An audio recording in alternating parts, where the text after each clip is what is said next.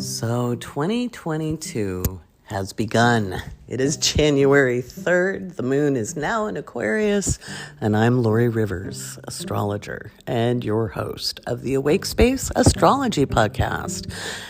It's a new year. Astrologically, it actually doesn't mean a whole lot to have January 1st be the new year. I saw a Neil deGrasse Tyson video on TikTok, and no, I don't follow him because he disses on astrology and he hasn't studied it. So, but anyway, he was mentioning that there's no astronomical big deal about January 1, and it's true astrologically as well, because astronomy and astrology are kindred. They used to be the same study, believe it or not. That's why you want to know the orbits of the planets, which that's in the Astro Guides, guys. If you get the Volume 1, Issue 1, the Ultimate Cheat Sheet, I talk about how long those take to orbit the sun, or in the moon's case, the Earth. But anyway, so astrologically, January 1 isn't that big of a deal. The big deal is the spring equinox. And that is the time we're going to be getting the mystery school out there. For those of you who are patrons, you've been hearing about that. If you are not a patron, I don't know that I've talked about it too much on the podcast.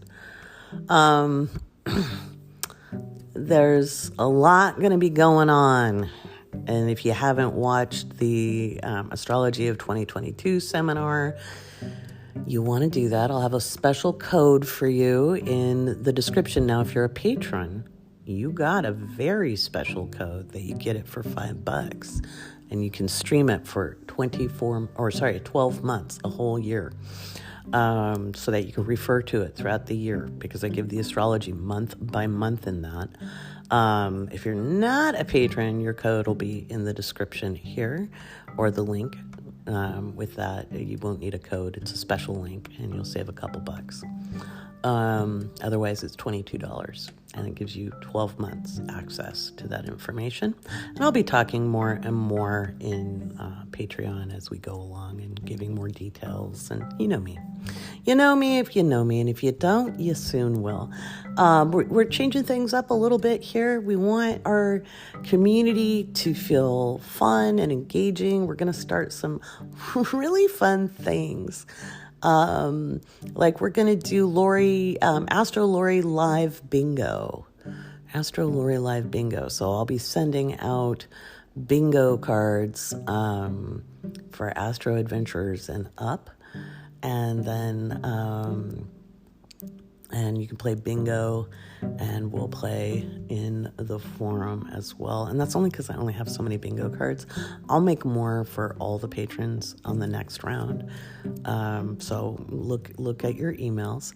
And then we've grown a lot. So we're adding more community activities into the Discord server. And I want you guys to get to know our mods. So we have a really special segment called Meet the Mods. And in this episode, you'll be meeting Molly, also known as Maleficent. And Molly is a student, a cosmic surfer, or living by Luna, I believe. And she's been with me a while. Great student, great person, and an excellent moderator, and the queen of discount codes. So she's got your back when it comes to those. So she'll be later in the podcast, and it's a great interview. And she worked in Hollywood for quite a long time, and was the personal assistant to a very cool actress. And you'll find that out if you listen to that segment. As always, my deep and abiding appreciation to every single patron, and all of the community that is forming and working to move forward into these very nebulous days of 2022.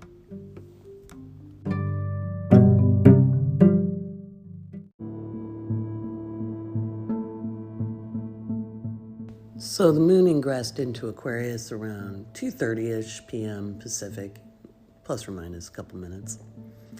And Aquarius is some of the most fascinating energy, both at an exoteric, meaning everyday level, and the esoteric level. And there's different ranges of consciousness. I talk about this a lot in my work, especially in Living by Luna. We have our instinctual consciousness, our transactional consciousness, and we have our transcendent consciousness. Now, those can be easily confused, and the day I find a better term for transcendent, I'll be happy. So instinctual is when we're not even in our social norms, we're reactive. That could be in all kinds of ways. There are good reactions too. The most common we think about are fear and anger, okay? But we could also you could say it's impulsiveness as well, okay? And we all do it. Every human being has their instinctual consciousness, where you do something and then think later. Our transactional consciousness is our social and cultural programming. Transactional is just shorter than saying social and cultural programming. The quid pro quo, I can speak today. The quid pro quo is the transactional.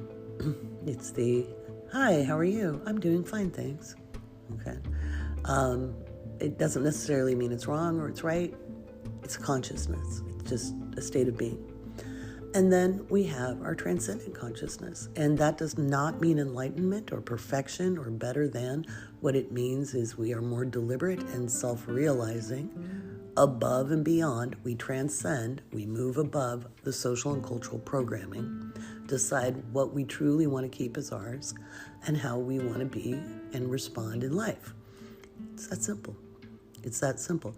It's the difference between transactional and transcendent would be in transactional, we're good because we're afraid of consequences. And in transcendent, we will do something because it's the right thing to do for us, okay? And that could be something that looks good to the rest of the world, and it could make you an absolute villain, okay? But it's deliberate. It's not done out of fear or social conditions. It's just, it is what it is. You know, you'd make a decision. And it's a conscious choice. So I say that because we go through that in Living by Luna. It's part of the process. And speaking of, Living by Luna is something I'm working on today with Casey, today, January 3rd. And I'll be finishing up tomorrow, January 4th, because I took the day off. I took the day off to write. And Living by Luna will have the resources up in a better format, because we've got a better format to put them in, like a little platform to make it easier to access the information. Plus, we have the Discord channels that are that level only. It's Living by Luna only. So that's something we're doing. And Living by Luna is a process. It's not a general astrology class. So that's really important to remember. I know I have a lot of things on offer, and I know it can get confusing. We're working on clarifying a whole lot of things and making it more streamlined and making it easier. Bear with us. And I love to say us, because it used to just be me, myself, and I. And now I have this beautiful team forming. And my God, that is a relief. Talk about getting reactive. I was getting tired. And it's almost impossible to be your most conscious when you're tired and worn out and tapped out. So having a team is absolutely fantastic. So let's talk about that moon in Aquarius. I'm going to read a little bit from what I wrote on Patreon, because I know not everybody listening has the Astro Adventurers and above. So we're going to talk about that moon in Aquarius here, and I'll read from what I wrote. And this is what's important to remember, because this doesn't get taught. And it does if you're lucky enough to find a mentor who teaches it. This is high-level metaphysics, and unfortunately, it's not part of the popular zeitgeist, and I'd like to change that.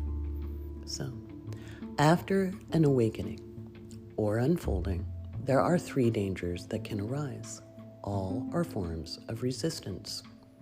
The first is a form of spiritual arrogance, the idea that being awake is somehow superior to those poor, ignorant souls who are sleeping.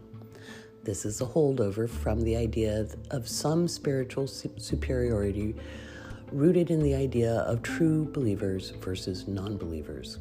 You see this in many spiritual groups, circles, and it is a stage many move through on their journey. It is dangerous only in that it makes the understanding and integration of more advanced concepts difficult because of its foundational nature being one of duality. A spiritually awake person is no more superior to a spiritually sleeping person, in quotation, than a physically awake person is superior to a physically asleep person. Can you imagine staring down at a person taking a nap or in full slumber after a long day and thinking smugly, that poor ignorant sap, they're letting their body rest. What others do with their consciousness is none of anyone else's business.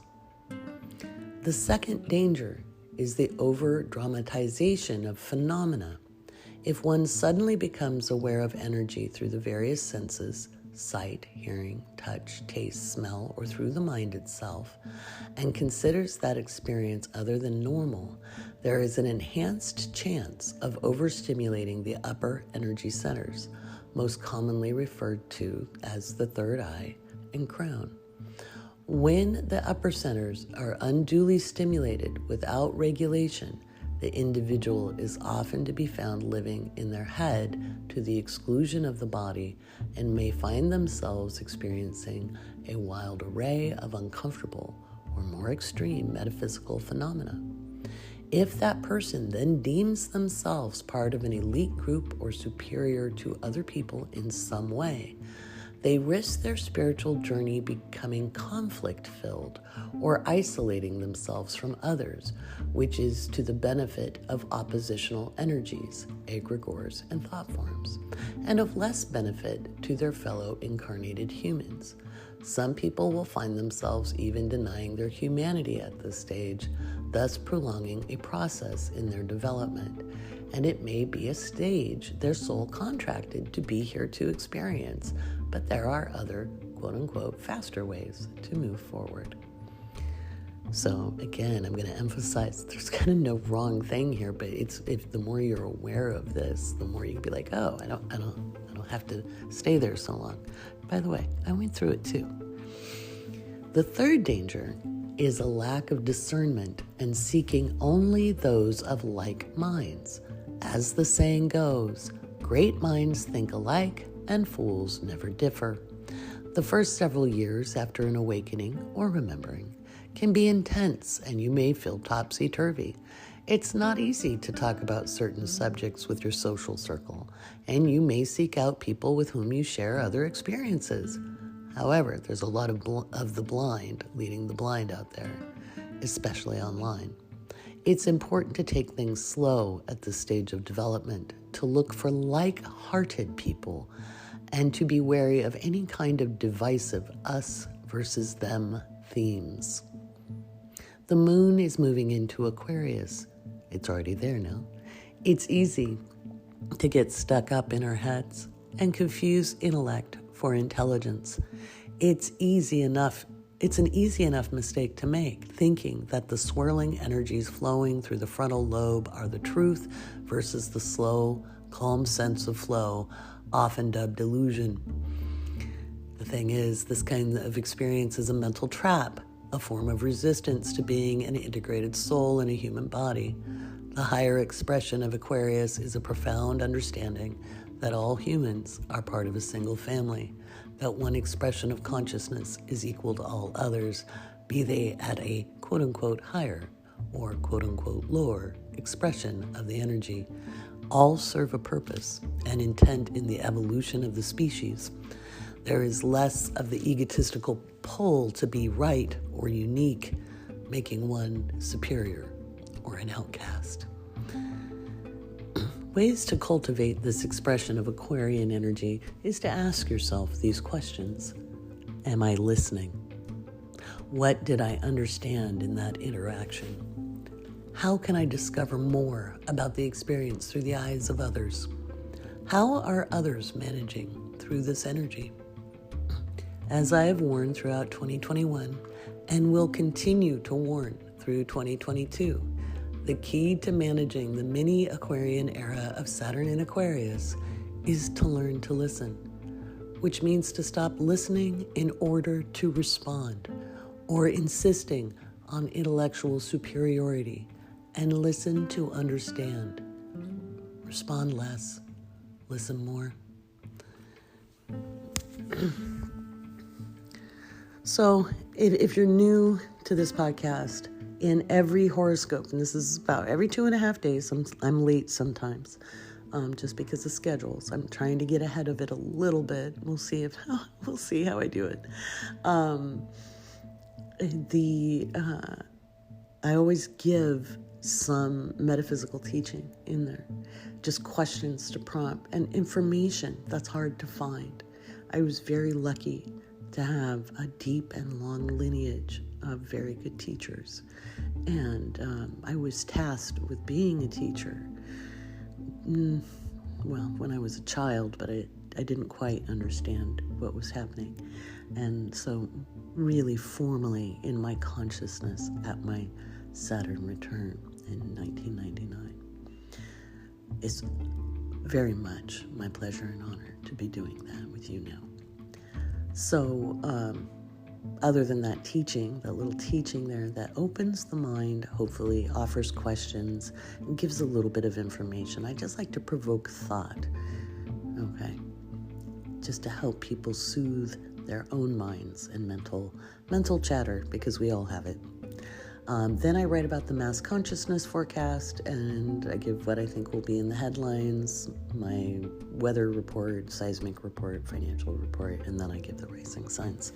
So if you've been wondering what those horoscopes are, it's not just your horoscope. There's a whole lot there. So there is that. With this moon in Aquarius, especially, it'll be activating Saturn. It'll be squaring off with Uranus. It's really, really important to stop and listen. It will also be important to engage. And engage in ways that are quiet resolve. Okay? And we can kind of see what's brewing. I talked a little bit about that in the opening. It's just going to be a lot of bad messaging, and everybody's going to have to feel into the very right thing that is there for them and understand what boundaries work for them. I highly urge you, I don't care if there's a mandate or no mandate, make sure that you're wearing your masks. I see a lot of people still unmasked. The astrology of 2022 is really, really saying if we go this direction, and it looks like we are. I was really hoping this was not going to be the case. COVID expands in the spring. We're not going to get a handle on it, and because Saturn is in Aquarius, the people have to self-regulate, and almost no one has been taught how to self-regulate themselves out in the world. It is a hard adjustment to go from having an externalized routine where you have a boss looking over your shoulder and people justifying their jobs by clocking in and clocking out and sitting in front of a desk or standing in front of a counter. And so it can be a strange shift to being at home, or if you can be remote. And I know that not everybody can right away, but you'd be amazed at what you can do with a cell phone. Okay, we hold so much power in our hands, and it's almost like when you put a little rope around a horse's leg and you tie it to a post. The horse often, not always, there are some horses will take themselves out of it, but a lot of them will go, oh no, I'm tied to a post. But all they'd have to do is jerk their leg and they would be free. And that's a lot of us due to social cultural programming. And people are beginning to find out because they had the chance to sit still. Pandora's box is open. They're never going to be able to get people right back to where they had them, at least not in this generation or the next several. And so it is a wonderful time to innovate. And I've been warning for 20 years, to anybody who would listen. I didn't always say it in this astrologicalese, but I'd be like, we have got to innovate because the status quo isn't going to be here. So if you can, it's a time to investigate things. And if you don't know where to start, before April, I'm not going to give a firm date. I'll keep you updated though. Before April, we will have the mystery school up and going, and part of that mystery school will be some online business education for creatives and intuitives. Everything from, how to run client sessions. We'll have various experts coming on to talk about, how to be a medium, what you need to study, how to touch into your intuition, etc., to tarot experts, and me teaching astrology, and then the business side of it, because that really doesn't get taught. People don't get caught to be taught. How's that? So these are all, and I'm a little serious today because energy is serious. This year is going to feel like a maze. And when I say, maybe more like the fun house or the hall of mirrors, because you're turning around corners and you thought things were going to be going a certain way and then surprise. And I don't know about you, I don't like those kinds of surprises. And some of it is so vague that there's just a whole lot of really. I don't think that we're going to be in shock and horror. It's not the sharp energy of 2020 and 2021. It's just more of kind of really, are we doing this now? That's really what I think is going to happen. So there is that, my friends. And I really urge you, if these are things that interest you, to make sure you're in contact with us some way. That you're either on my mailing list, on my website, or you're a patron. Patrons are going to get the information first because they're going to get first look-sees at everything. Oh, there goes the Discord. And then we'll open it to a wider audience. Speaking of patrons, I think it is the perfect time for a patron shout out.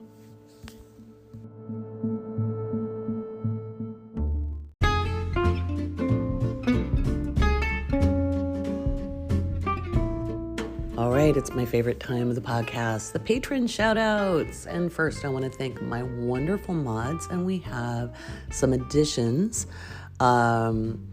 So I'm excited about that.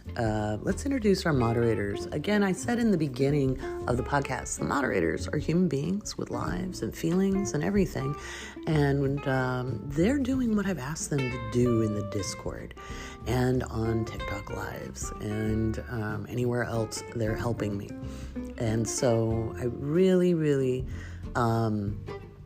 urge people to understand it's not a mod versus everybody else in the group. They're part of the group too. They're patrons too.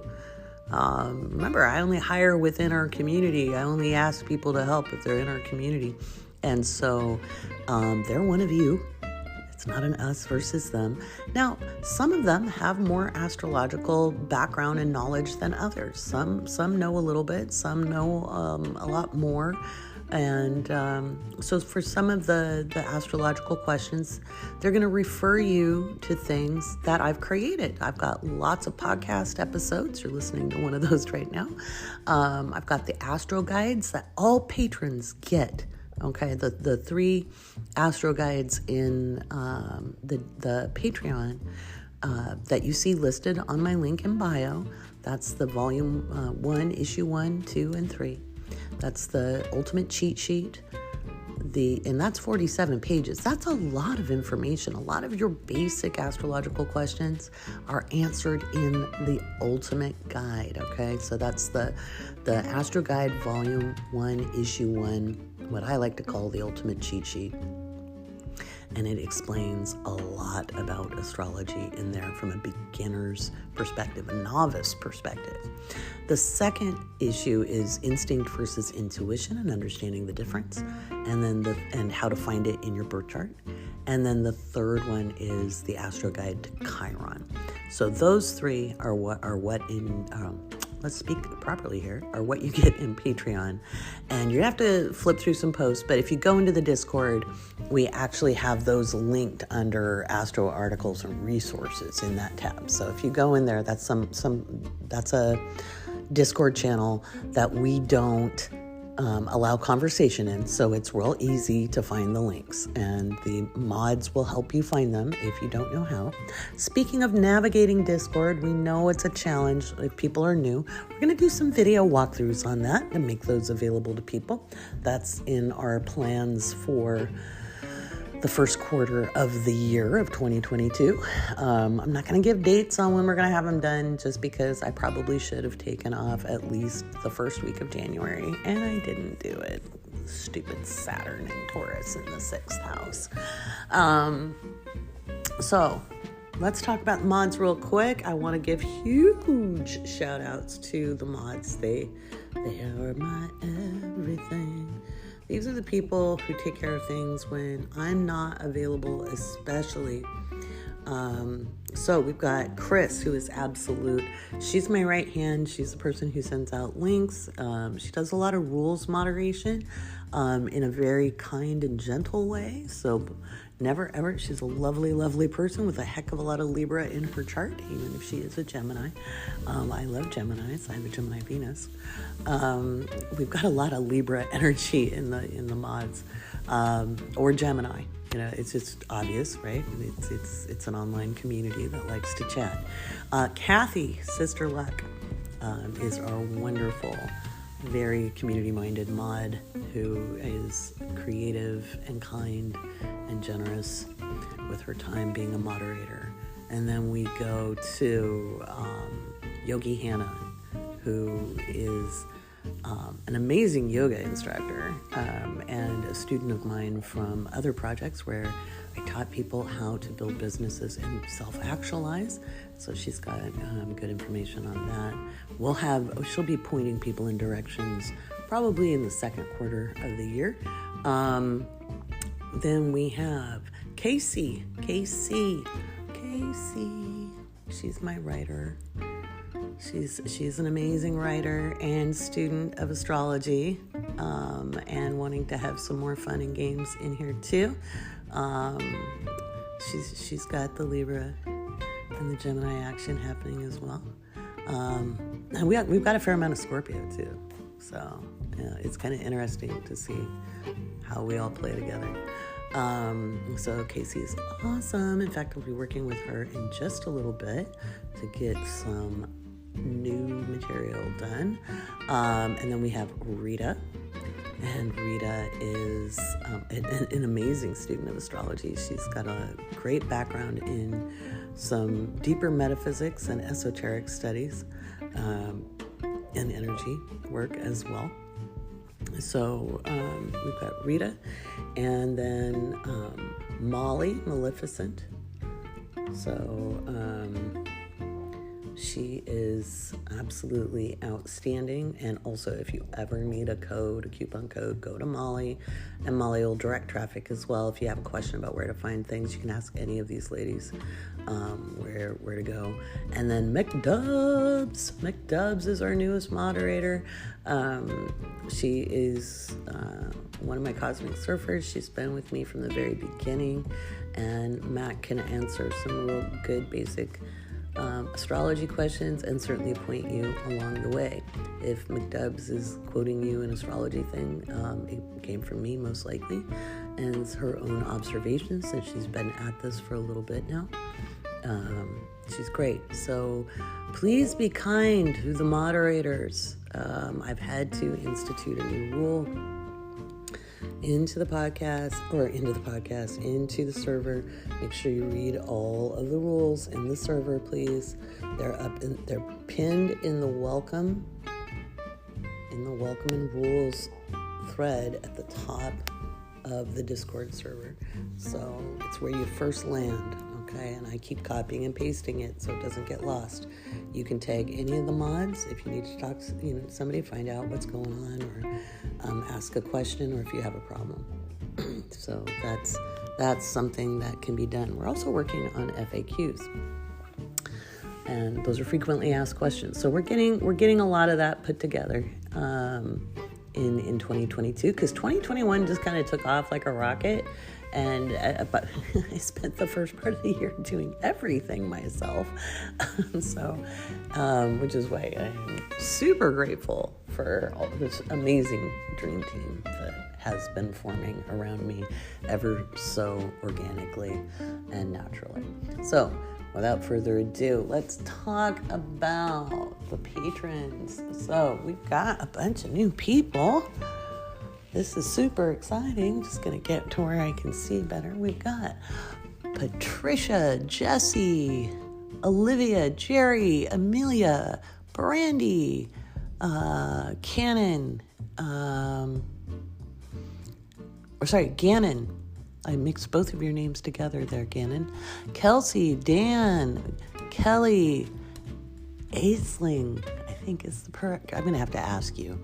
Laura, Josh, Katie, Tiho, Michaela, Sarah, Kelly, Tafari, Alina, Lori, Ingrid, Karen, Monica, Natalie, Alicia, Miriam, Sarah, Jay, Stacy, Bree, Rachel, Bambi, Jasmine, Tammy, Kristen, Cece, Laura, Alyssa, Bianca, Stevie Nitz, Hadsa, Sherry, Riley, Charlotte, Dana, Denise, Sabrina, Shelby, Lisette. That's so awesome. Let's read some more, because we've got a lot of people, and I normally just look on my phone. And so I only get so many on there, but let's do this. Jackie, Layla, Molly, Nora, Francesca, Brandy,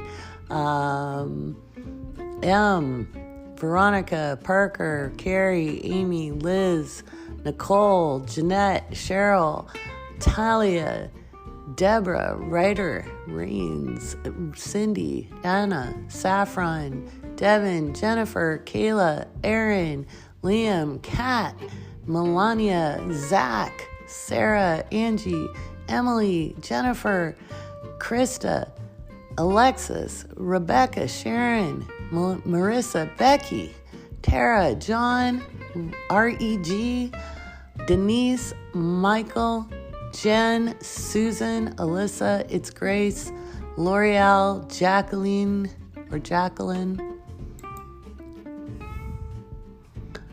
Rosalie, Jordan, Alexis, Susie, Laura, Catherine, Andrea, Luis, Kayla, Rebecca, Scarlett, Cynthia, Stacy, Kimberly, Kara, Alexandra, Jacqueline, RBF Champion, Tanya, Laura, EMP, ZDZ, or ZDZ, depending on where in the world you live. Tiffany Lee, Emily, Emma, Lizzie, Catherine, Oriana, Neff, Shane, Bryce, Cindy, Claire, Adrian, Tara, Kate, Jenny, Tatiana, Gillip, Anna Carey, Nicole, Shelby, Irene, Lexi, McKenna, Heather, Deanna, Sarah, Rihanna, Erin, Christina. Let's go do some more. We're just going to read through the whole list. There's like 300 of you guys. Taylor, Becca, Rachel, Camille, Angela, Shade, Sahara, Rita, Patia, Zach, Callahan, Umi Nomajo, Maureen, Victoria, Maisha, Samantha, Cassie, Jennifer, Lauren, Casey, Marcy, Kate, Mama Bear, Erica, Molly, Daria, Meredith, Angela, Nicole, Jamie, Delmira, Krista, Megan, Molly, Tracy, Jenny, Anonymous Spiritual, Annie, Lana, Chris, Megan, Erica, Mikey, Sonia, Iris, Paul, Ella, Sarah, Kat, Christina, Jennifer, Maitland, Jasmine, Chelsea, Gianna, Devin, Elwin, Tracy, Kara, Catherine, Bianna, Kristen, Marie, Priscilla, Krista, Erica, Emily, Carmen, Lisa, Peyton, Becca, Tori, Angela, Carly, Betty, Veronica, Alma, Nancy, Jennifer, David, Manolo, Tara, Ashley, Jaden, Sonia, Dana, Yvonne, Vanessa, Net, Melina, Sarah, Sharon, Emily, Brittany, Rhonda, Melissa, Oscaris, Annika, Persephone Stone, and Sophie. And let's see. Oh my gosh, some of you, we're getting to the very. Melinda, Selena, Michelle, Caitlin, Savannah, Elisa, Stephanie, Lindsay, Maria, Tessa, Ina, Angie, Joey, Kristen, Jennifer, Elba, Stephanie, Jamie, Kelly, Lauren, Hannah, Taryn, Kirsten, Taylor, Judith, Nafisa, Ariel or Dwabit, Katie, Ashley, Rod, Mackenzie, and Sarah. Thank you all. Oh my gosh. Thank you all. What an amazing group of supporters. I don't normally read out absolutely everybody, but I think that is an amazing way to start out the year. So, just so you know, working on Living by Luna tonight, we're going to get some much more organization in there because it is a process. If you are a Living by Luna member, please join the Patreon or join the Discord server with the email you use for Patreon because it slides you right into the level and you'll have access to that private area where I have the process all written out neatly. And then we'll be getting kind of a classroom set up on another platform. And that's my goal by the end of the month, to have that really ready to go, if not earlier. I'll be getting you the schedule probably tomorrow. If we get it out tonight, yay. But other than that, it'll probably be tomorrow. Cosmic Surfers. Your stuff is coming too. I promise. And one of the things Cosmic Surfers is getting, and it's the only tier that's getting this straight out, are the Planet of the Month classes starting in February. And so every month we'll be dealing with a planet and what it means natally by transit and through the different layers of consciousness, as I described earlier in this podcast. So once again, thank you. I appreciate you all so very much.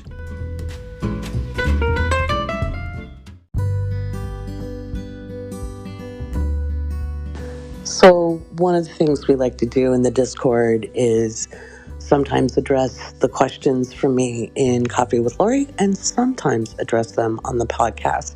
We got a really great question that I wanted to address super quick. This isn't going to be a long segment because I do need to go do a live stream.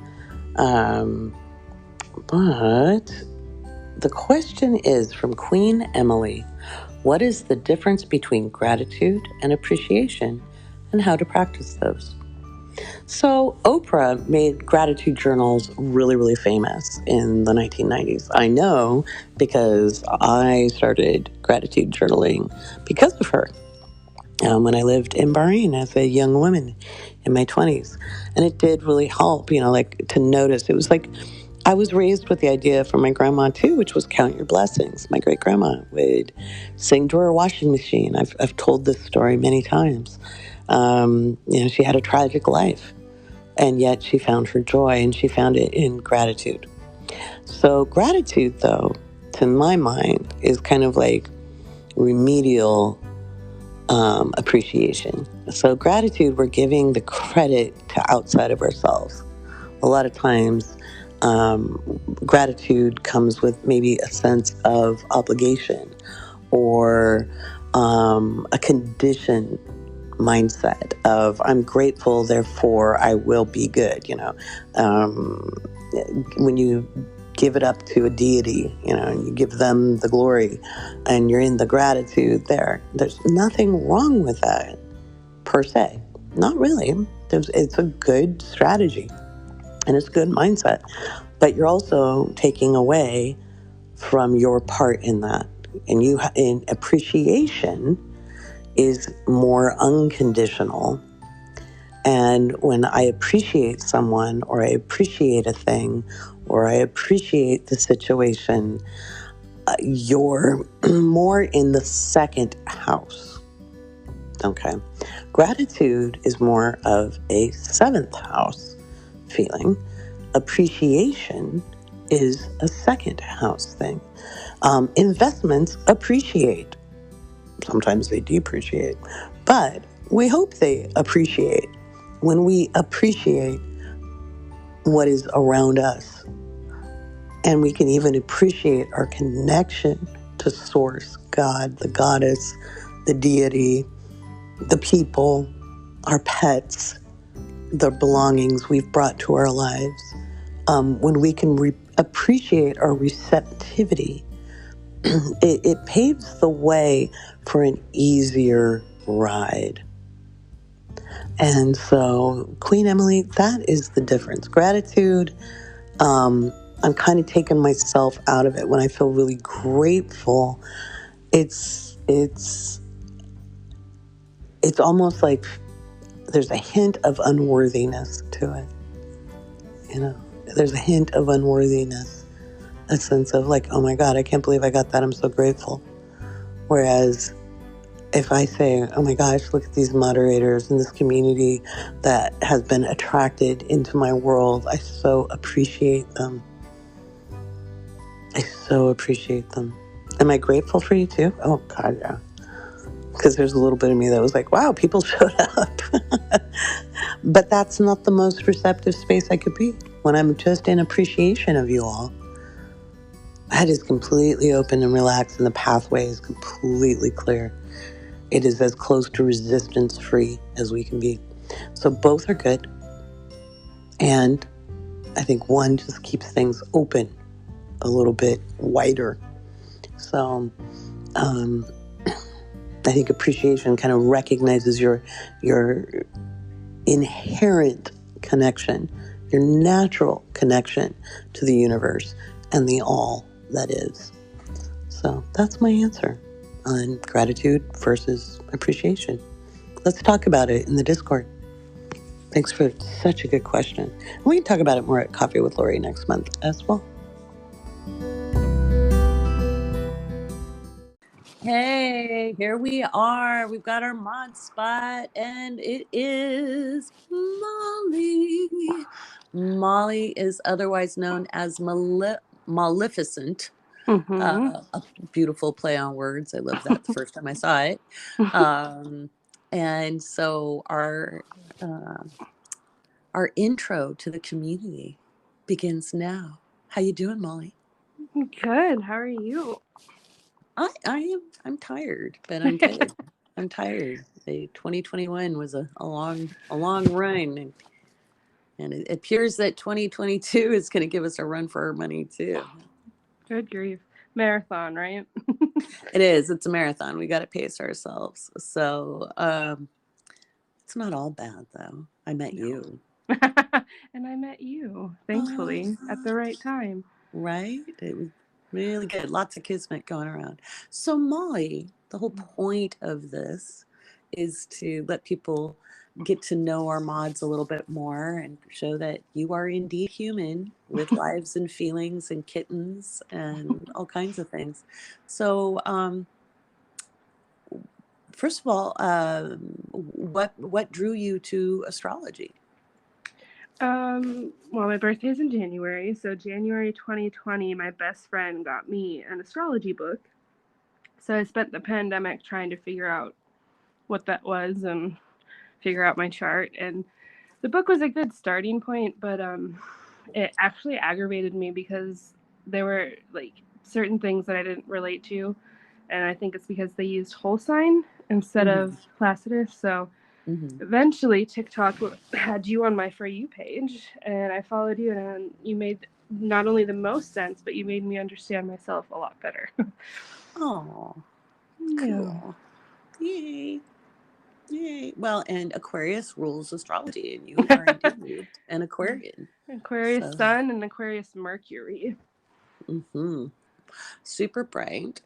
So, and you are, and funny.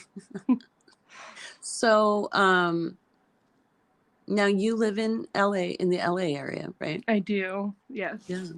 Been here, I think, 8 years, maybe 9. It kind of all runs together at this point. Right.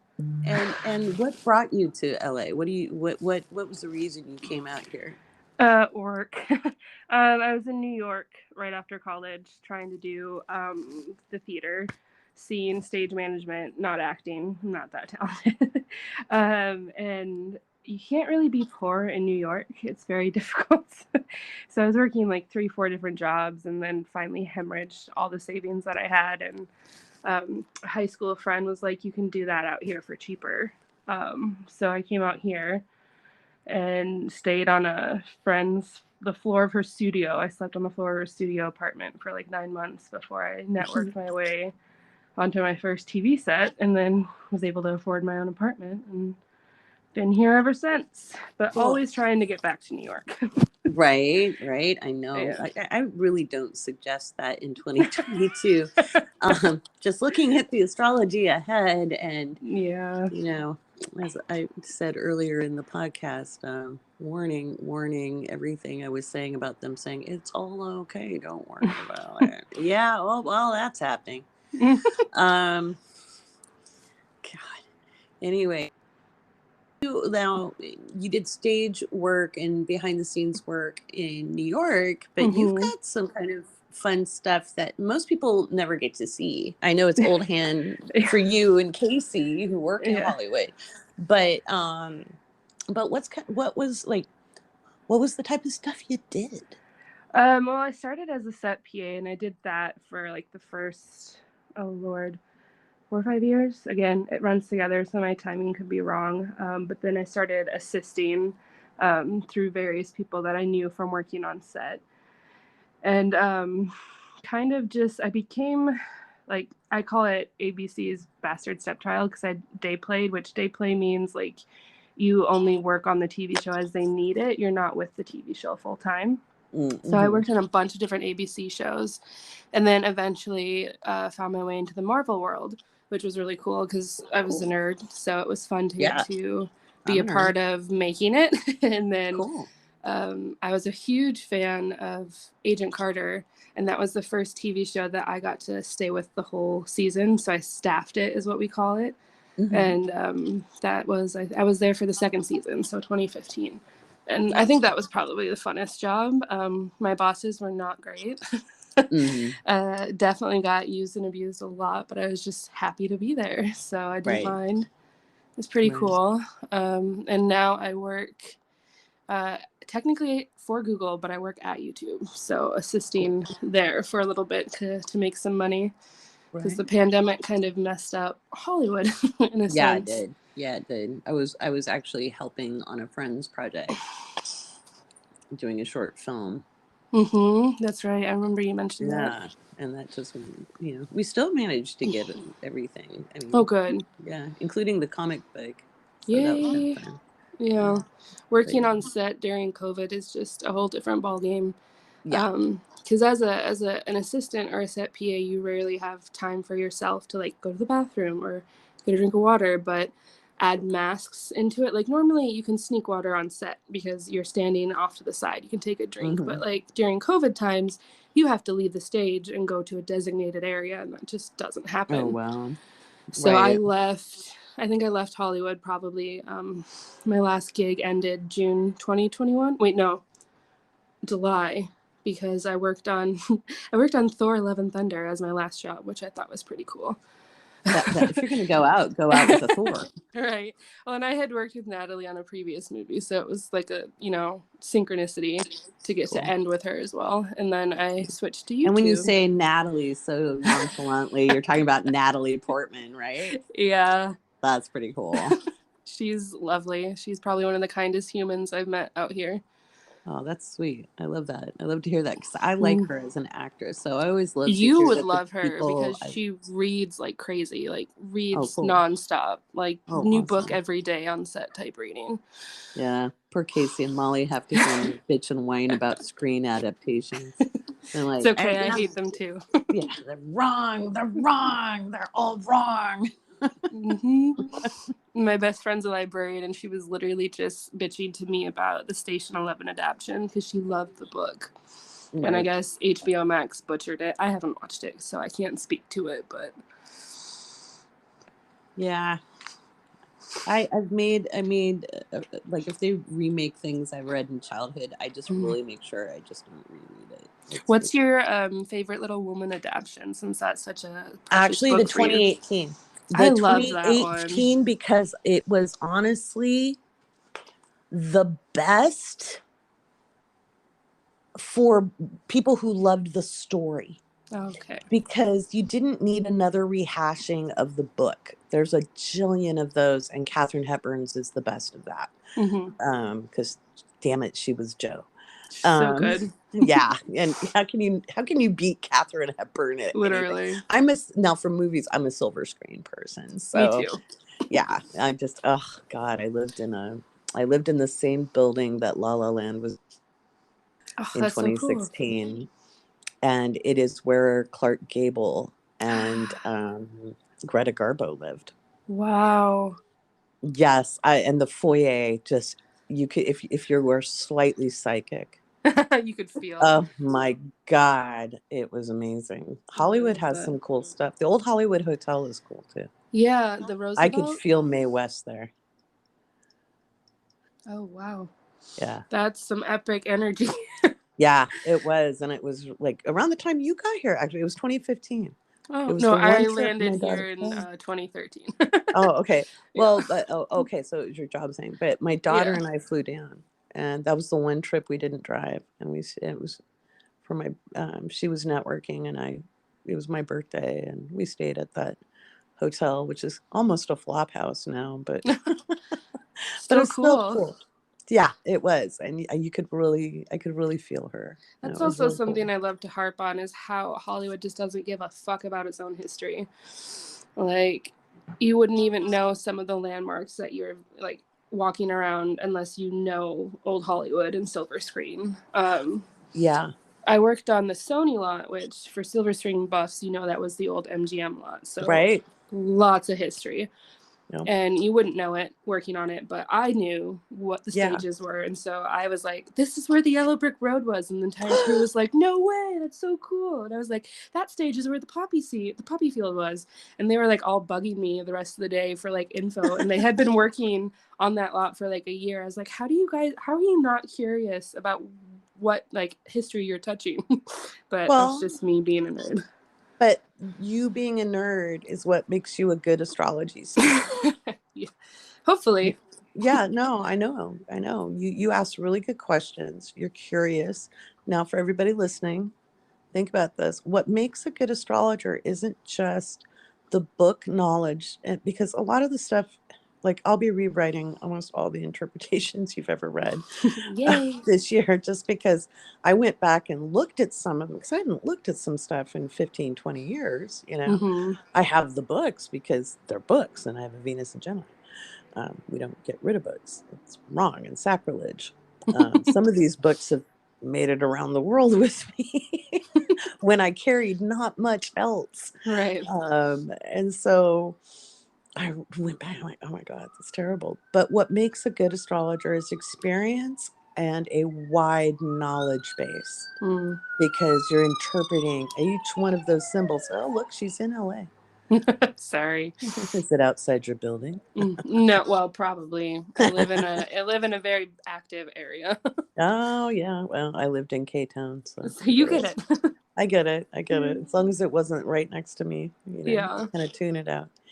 But what makes you a good astrologer is being a polymath, and we are entering a time of polymaths becoming more important than the specialist, unless you need brain surgery or something that requires specialization. But we need many more polymaths, which is different than a generalist. Mm. So It's like that saying, there's more to it than a jack of all trades is a master of none, but a jack of all trades is better than one. better than one. Yeah, that's the part of it, which Mm-hmm. is kind of true because honestly, that's how I have excelled in Hollywood. Mm-hmm. Is just the skill set that I have. Like I adapt really easily to change, and when you're on set, it's literally just controlled chaos. Right. You have to like think on the drop of a hat, so that those skills and like being the polymath and having, you know, a finger in all these different pots actually got me, you know, to further get into the Marvel scene, then bump up to assistant, and then of course YouTube, because it's just being able to, you know, change hats at the drop of a dime. That is basically the biggest tool to success in this industry, and I guess now, you know, I know in astrology as well. Right. And in LA, that's a big deal. Mm-hmm. And my daughter bugged me for the longest time to kind of put my shingle out, like from the time we got here. And I was so used to being, you know, in the Seattle area where you would never be taken as credible at anything else if you said you Mm-hmm. were an astrologer. And I was a business developer as well. You know, those are my two passions. And I'm like, it was so hard to have one foot in both worlds because I'm like, Mm-hmm. they work together, guys. And I come down here and people are like, oh my God, you're an astrologer. So A little more acceptable in LA. it's very acceptable. I would business network and say, yeah, I'm a business developer and an astrologer. And they'd be more excited about the astrology. That's amazing. I'm like, so you care more about the astrology than the fact I can make you money? Okay, cool. Honestly, now that you say that, the best connections I've made in Hollywood have been fellow theater lovers, because not a Yeah, lot of people out here respect, well, no, I don't say maybe not respect, but appreciate theater, right, because it's so separate from Hollywood. But a lot of the best connections I have are from that, from right, just like making a random, you know, comment, or, you know, you're quoting something and somebody finishes it and then you lock eyes and you're like, oh, it's one of you, you're one of right. me, Theater and it's like nerds unite. instant Right. best friends, literally. Yeah, I found that really interesting when I took acting lessons here. That was my way of coming back to myself, having Mm. been a musical theater nerd in general, and then an opera singer. I didn't know what else to do with myself. You know, I was coming back to me. And so that was my way of just, you know, like, what do I want to do with the rest of my life? And I was like, well, go take some acting classes that'll make you better at pitching. I didn't ever want to be on a set. And I noticed, like, one, I had to learn how to act differently, Mm-hmm. totally different. You're not as big because there's a camera. But also, people didn't know about the silver. I mean, my acting teacher did because she, Right. you know, grew up in the business. But like most of the younger people had no idea. Like I'd make a joke that was like a Groucho Marx joke, Mm-hmm. or you know, silver screen stuff, and No clue. opera impressions. No clue, none. And I was like, how can you want to do this and not know the history of it? Or In say, my well, that's the 16th remake of that particular film. exactly. In my experience, and this is going to sound like a little facetious, is a lot of them just want the fame. They're not doing it because it's like Yeah. a passion or a love. Mm-hmm. Um, and they just, you can, I don't want to be that person, but you can tell when an actor started in the theater versus started on Yeah. screen. Yeah. Because, like, the silver screen actors, they started in theater, like Yeah. vaudeville, all that Vaudeville. stuff. Yeah. And Yeah. nowadays, a lot of, Burlesque, yeah. vaudeville. Yeah. Well, nowadays, a lot of these actors don't start from that. And there's a massive difference. I guarantee you, if you go and look up the Oscar winners, they will have started in theater. Yeah, Very theater or few. classical training. They've at Mm-hmm. least had Stanislavski method or something. Mm-hmm. Hmm. Yeah. Very Yeah. few have started cold turkey. Right. Mm-hmm. And to Exactly. be honest, like working, the people that started in theater are the kinder people because they've been humbled, you know. Yeah. Live action response, you have a bad Yep. audience, you can feel that energy. Or if you just have a shitty night, Mm-hmm. you know, Yeah. if your energy is low, you know, and you're Mm-hmm. just not hitting your marks, You're not surrounded by Yeah. people, you know, telling you did amazing when, you know, you might not have. Mm-hmm, But you don't mm-hmm. know because you don't have an audience. Right, exactly. And that's why I find screen actors are very insecure a lot of times, because they Oh, don't know, they don't get that feedback, and the director's making them do, like, actors really do work hard on set. I, like many people before I actually experienced being on a set, thought that was kind of like, oh, sure. And because I had acted, you know, but it's very different on a film set. And our poor actress, it was 40 degrees. She was in a white t-shirt with fake blood on it. She turns into a ghoul, though, and she ends up killing her killer. So it was cool. But anyway, I talked the director out of Disneyfying the end. I was like, no, you can't Disneyfy this. Women go to horror movies all the time and get told, hey, if you have sex, you're going to die. I think guys can get the message. If you abuse and kill your woman, you get yourself mutilated. I won't ruin the ending because it's cool. But it's excellent. And you actually, it's sad at the end, actually, because you know, it really addresses domestic violence really beautifully. Horror movie with substance. Yes, actually, and representation, because it's using Filipino folklore, and the lead actress is she has Filipina as well as Anglo background. So Oh, cool. beautiful lady. She's also executive producer and one of the writers. It was her idea. Love that. Yeah, to put that part. Yeah, beautiful. It was such a neat project. But man, watching them work, and that's all Fifth House stuff, by the way. That insecurity in that performance, and you need that feedback. It's where you're risking, and so in film, you don't get the feedback until you're watching. You know, if you get to watch the editing process, the playback, which is very rare. Mm-hmm. Yeah, a lot of people don't realize you can spend like the main difference between working on a film set and working on a TV set is time. So TV, you're like under the gun because you have to meet your page count. Because I mean, before streaming, you were trying to get the episode wrapped in a certain amount of time before it had to air.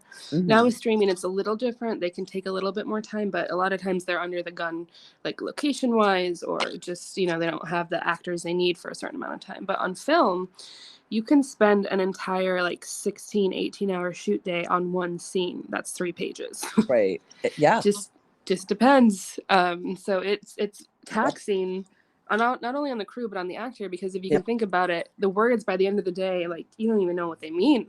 Right. Because you're just repeating them. No, we did a 12-hour shoot, and I think it was a total of 3 scenes, and we didn't think we were going to get through it, and we did.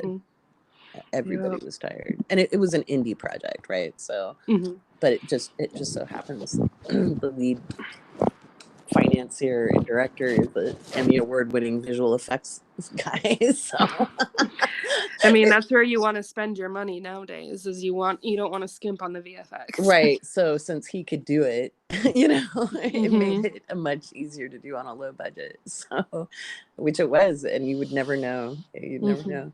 So, how would you apply your love of all things theater and creativity to astrology? What would be your hope? What would you want to do with that? What is your drive?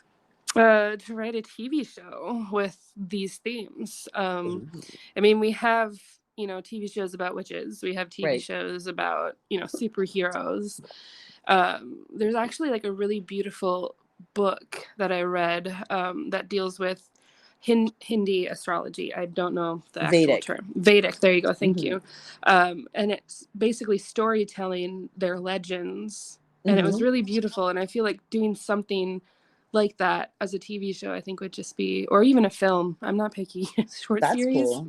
Whatever. I'd work with you on that. Right? I know. I would. I would love to write something like that. Yeah. No, I'd love to do that. You mean Casey? We'll take TV in a new direction. Yeah. There's so many ways things can be done. You know. I just think it would be really cool to have a series like that. But I love, you know, it's so funny when you say polymath, because it's like I love sci-fi, but I also love classic Hollywood and I love theater. So it's like I really would love to see like a classic, beautiful storytelling of astrology with like sci-fi elements, but that fit astrology. Yeah, but I think you could so do that, because that's like a very Harry Dresden kind of thing. If you read Jim Butcher. I haven't. where I'll he add him to my list. I've got a add him list to of your Lori list. Rex. His first 4 books, he's a clunky writer. He's one of the very few writers that got better writing, because he didn't let success go to his head. He hit the New York Times pretty early in his series before he developed his writing skills. He actually used the money to take writing classes. Amazing. But he had a great story. So when I ran across his first book, I was like, well, this isn't very well written, but man, this is the best story I've read in a long time, because he mixed film noir with and had a private detective, with being like a wizard. And I was like, damn. And it was fast It's a paced, great and combo. the fight scenes were accurate. They weren't dumb, and so I also think that's another big difference between Hollywood and like other art forms is like I know Tony Award-winning Broadway actresses that still take acting classes and voice lessons and authors who still take writing classes, but you don't see that as much out here, because as soon as somebody reaches a certain status, it's like they don't need it. They think they don't need it, rather. Right. I've noted, well, you can tell in their acting too. And coming from classical voice, you always have a teacher, you always have a mentor. And that actually held me back from running with my astrology practice, because I was forever the student. And Joanne Wickenburg told me when I was 32, 20 years ago, God, I'm old. Write the damn books. Nobody has the handle on interpretation like you do. Go write the damn books, Lori. And I looked at her and I went, oh, but I'm not like you. I'm not like, Bob Hand. I'm not like Jeffrey Green. I'm not like you guys. And she's like, Lori, you're really good at what you do. And you need to do this. It's in your chart.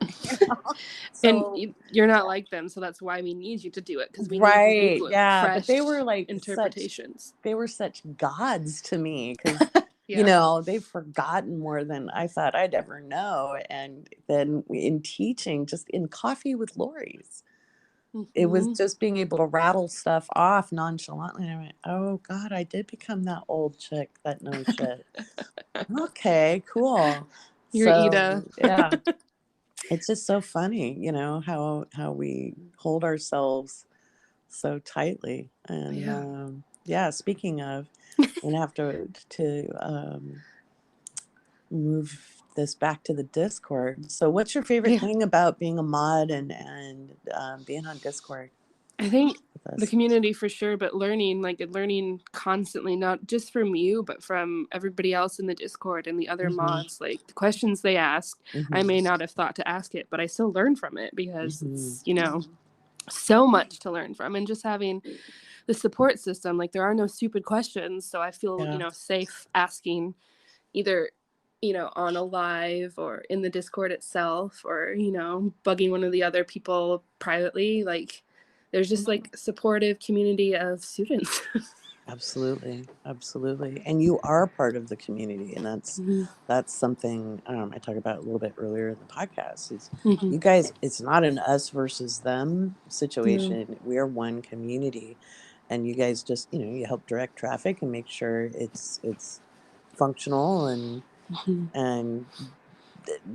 answer questions. So take a little bit off your plate so that you can do more. Oh my God, you have no idea what a relief it is and how honored I am. You guys are amazing, to have the caliber of professionalism and thoughtfulness and kindness you guys have. Oh my gosh, I am one lucky ducky. I feel like we're all lucky, finding you and then making this amazing community. It's such an honor to be able to do your purpose, and the best have people thing to show come up. out of the pandemic. Right. Well, like I've been saying, I was meditating in 2020, and I was just thinking on the astrology, and I do that a lot. I'll just sit and think about planets, and then this little thought popped into my head, which that's one way we connect to our guides. And it could be your higher self or a guide or an ancestor, however you want to interpret it. You're not going to be wrong. It was it was probably my higher self because it was slightly sarcastic. But it was most likely me talking to me, and it was like all you had to do was live to 2020, kid. You know? I'm like, I see that now. Okay. So it's been a wild ride, and I'm excited about what we get to do this year with the mystery school. Me And too. And just watching our community grow. It's grown so much this year. it has, oh my gosh, I read out every single patron, every current patron, Amazing. in the patron shout outs today. So it's a little longer shout out, but I was looking, and Sarah Bear was my very first patron. Wow, that's so And cool. Mackenzie was my first cosmic surfer. Oh, wow. So, yeah. How cool Well, is that? love them both. We'll love them all, but that's Right? amazing. Been with you Yeah. since the start. Right. And it was so funny because normally I look at that on my phone, but I was looking on the TV monitor now that I can read the screen. Right. And that was amazing. But speaking of reading, I need to go do a live stream. Yeah. So I want everybody to connect to Molly. What is your favorite thing to do? Like if people have a question or whatever, how do you want people to connect, or is there a preference? There's no preference. I'm a little shy online, but just bug Mm-hmm. me. Like, I will answer. I just don't necessarily get involved in conversations all the time. I watch, but Mm-hmm. just a Well, you're little online shy. Yeah. Well, that's okay. Water sign risings often observe first. I'm a Scorpio rising, and if it wasn't my group, I would observe for quite a long Yep. time before I participated. Yeah, just letting people do their thing. So don't be but shy, folks. don't be shy. DM me, whatever. I'll answer. I Awesome. promise. I love it. All Alrighty, right, Molly. see you on the live. See ya on the live. Oh, Molly's our discount code, woman. Yes, I remember lots of random numbers.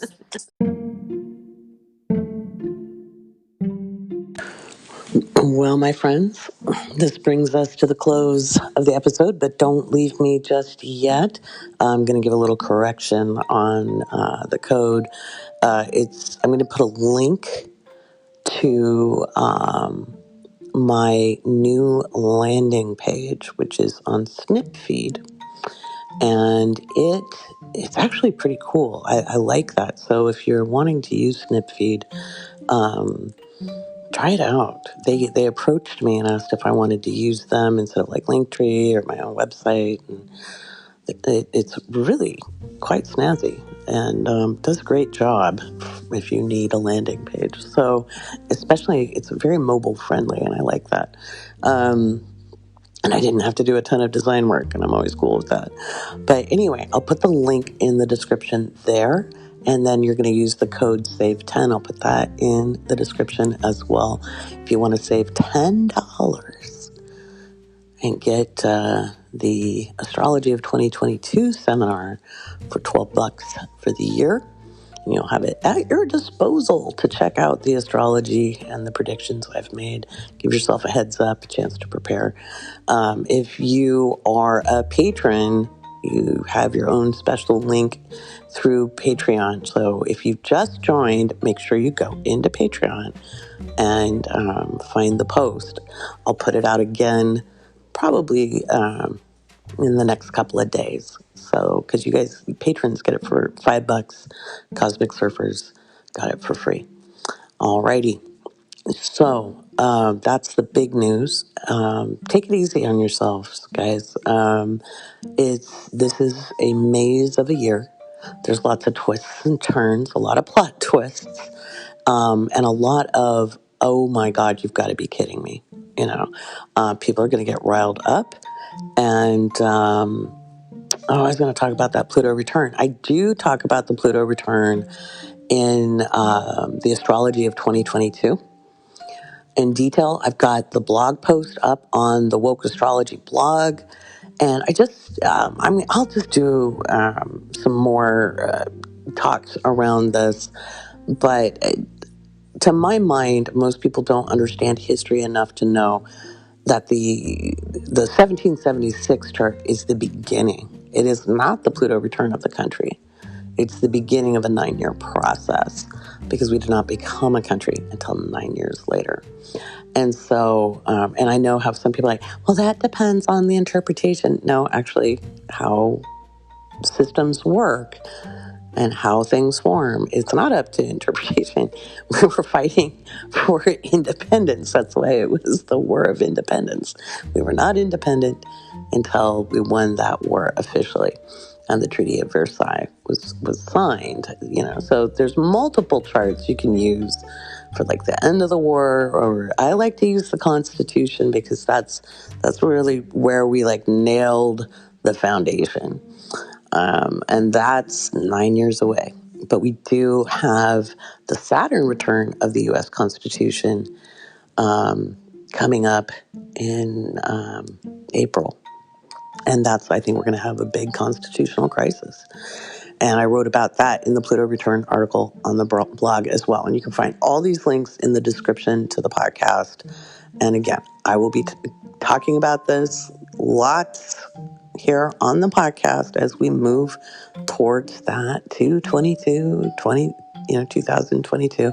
That's what really has everybody up is kind of the numerology of it. But from an astrological perspective, I feel a little bit like Inigo Montoya from The Princess Bride. They keep using that word.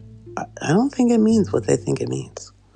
So anyway, with much love and gratitude to all of you and deep appreciation, I'm going to sign off and go do a live stream on TikTok. It's January 3rd, 2022. Here's to an interesting and magical year, because there is all kinds of magic throughout the fog.